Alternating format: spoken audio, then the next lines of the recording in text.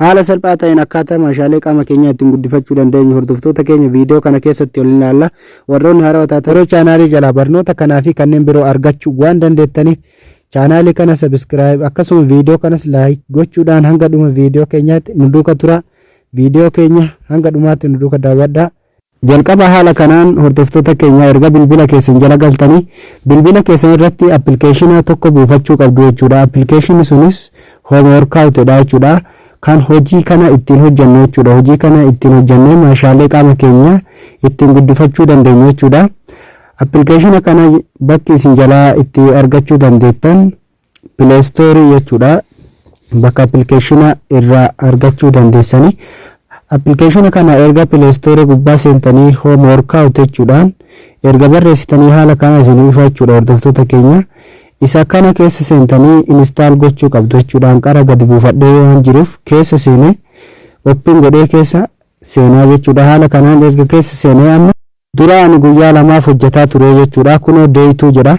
Guyyaa isin ittiin hojjettan jechuudha. Guyyaa qaba waan ta'eef yeroo isin itti hojjettan asirra isiniif lakkaa waan ta'eef amma guyyaa kana irraa haqeetiin akkaataa jalqabbii guyyaa ittiin jalqabdanii ittiin hojjettan isinitti agarsiisaa jechuudha. Hordoftoota keenya jalqaba irratti jala kanarraa bakka setting jedhu appilikeeshinii kana jalatti inni seentu dhaboota itti aansuudhaan isa workout settings jedhu kana jala ni galtu jechuudha. Hordoftoota keenya erga haala kanaan jala galtanii amma reset gotu yookaan ni haytu jechuudha. Hojii hojjetamaa ture ni haytu.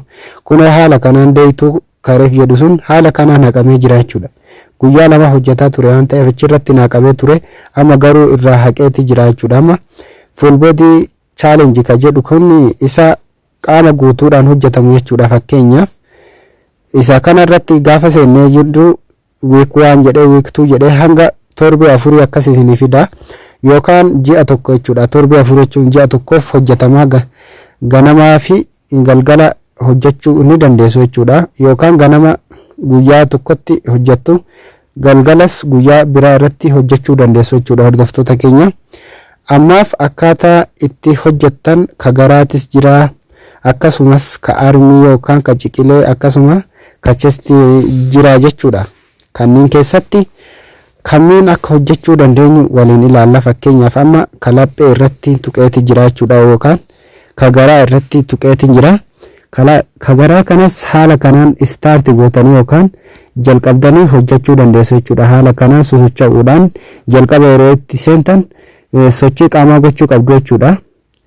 Gaafa itti seentan jalqaba irratti sochii qaamaa yoo godhin miidhaa isinirra gahuu danda'uuf saniif sababa kanaaf sochii qaamaa kana gochuun dirqama isinirratti jechuudha. Hordoftoota keenya kanaaf sochii qaamaa kana erga gootanii booda hojii isaatti seentu jechuudha. Hojiin isaa keessa jira waan ta'eef hojjechuu dandeessu jechuudha. Hordoftoota keenya hedduu takka barbaachisaadha jechuudha. Appilikeeshinii kun erga haala kanaan ofii isaatii isinii hojjetee ka biraa isaa ofii isaatii next gochaa isinii fidaa jechuudha. Hordoftoota keenya inni itti aanu ammoo isa chestiitis jira jechuudha. Isa chest jedhu kana jira. Chest beginner jedhu kana chest jalqaba irra wayita hojjettan jechuudha. Wayita haarawaa taatan isa beginner ka gubbaa kanarra hojjettu yookaan warra jalqabu irratti warra haarawaa ta'eetu kana hojjeta jechuudha. Akkasuma ka miilaatis ni jira, ka ciqileetis ni jira yookaan ka guddaatis ni jira jechuudha. Haala kanaan hojjettu jechuudha. Inni itti aanu immoo intermediate dha. Intermediate dha jechuudha. Intermediate jechuun giddu galeessa. Akkasuma beginner jechuun isa jalqabaati jechuudha. Yeroo haarawaa taatan isa kana hojjettu jechuudha. Intermediate ammoo giddu galeessa jechuudha. Kunoo haala kanaan ka giddu galeessaas haala kanaan hojjechuu dandeessu jechuudha. Ka garaa fakkeenyaaf yookaan ka laphee kana haala kanaan keessa seentanii continue gochuudhaan start gootanii jalqabuu ni dandeessu jechuudha. Hordoftoota keenya kunoo haala kanaan jira jechuudha. Inni chestiitis haala kanaan hojjetamuu danda'a jechuudha. Giddu galeessaa keessattis haala kana hedduu takka isin fayyada. Appilikeeshinii kana itti fayyadama. Fakkeenyaaf inni kun kan miilaati jechuudha. Giddu galeessaan hojjetama. Gaafa isa jalqabaa fixan giddu galeessaa kanatti artu. Inni itti aanu immoo advance jechuudha. Kanarra cimaa immoo inni giddu galeessa ta'ee giddu galeessa aanee dhufa jechuudha. Advance jechuun isa cimaati. Advance irratti hojii adda addaatu jira. Fakkeenyaaf kan lapheetis jira akkuma ka awwalaa irratti tuqamee jiru.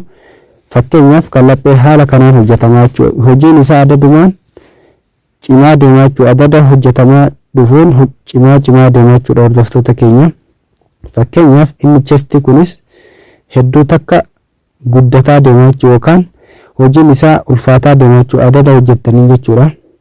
Inni itti aanu immoo kan miilaati jechuudha. Miilli keessan gaafa cimaa dhufe hedduu isiniif jajjabaataa dhufa jechuudha. Gaafa advaansii keessa seentan jechuudha. Miilli keessan hedduu isiniif jabaataa jechuudha hordoftoota keenya.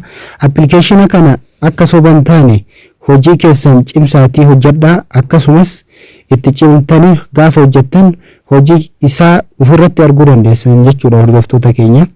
Inni itti aanu immoo shooldarii fi baakii jechuudha. Akkasuma dugdaa fi ceekoo jechuudha. Gaafa isas cimsitanii hojjettan innis hojiin keessan isinii cimaa deema. Fayyaa qaama keessaniitiif hedduu isin fayyada jechuudha. Itti fayyadama appilikeeshina kana keessatti ammas Discover bakka jedhu jala kanarraa inni tuuta jechuudha hordoftoota keenya.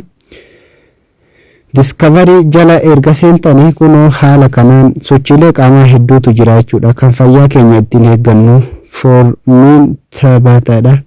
Fiigicha adda addaatu jira. Sochii qaamaa exersaayisii adda addaatu jira jechuudha hordoftoota keenya. Kanneen hundaa keessa seentanii ilaaluudhaan hojjechuu ni dandeessu. Appilikeeshinni kun hedduu takka isin fayyada jechuudha.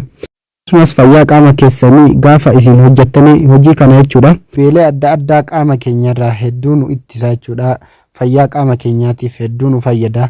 Itti fayyadama appilikeeshina kana akka isin jalan dabarre waan hanga dhumaan nu duukaa turtaniif hedduu galatooma. Hanga viidiyoo biraatti walitti deebinu jechuudha.